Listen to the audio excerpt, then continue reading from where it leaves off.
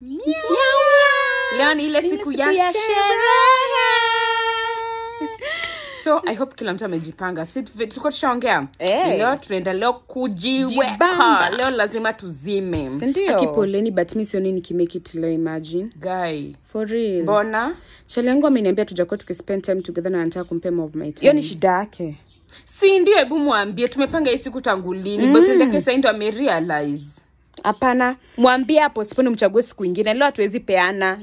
Postpone nini? Am postpone ndiye. Imagine siwezi postpone. Plus ni watu mmekuwa mkilewa irresponsibly. Mimi siwezani kuzima hiyo design Leo ndio umejua tunalewa irresponsibly. Ndio nashangaa. Mimi nimekuwa nikijua nyinyi mko na bad company. Imagine siwezani yake. Wewe ni mblana wallahi. Sawa niite mblana but I know what I want. Me I want to settle with my boyfriend. Yeah, settle basi mama.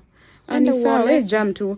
Actually ndio chali yangu acha tuongea bad. Siko bad. Ndio chali yangu nastaki ajama kiona nikiongea na nyinyi baeni. Haya.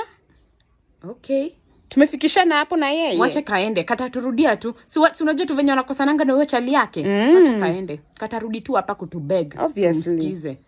Ndio kana adabu. Hapa tutampeleka tu kwa hiyo pombe. Wacha ndio tujibambe. Si lazima akwende tujibambe, si ndio? Si ndio? Tujibambe bila yeye. Vibaya sana. Aya, leo tunavaa nini? Tulisema leo ni siku ya booty short. Booty short ile ya pink na mimi niva yangu ya purple. To match na boots zile ndefu, si ndio? Sawa, wacha nijitayarishe. Tupatane. Tupatane. Nyau.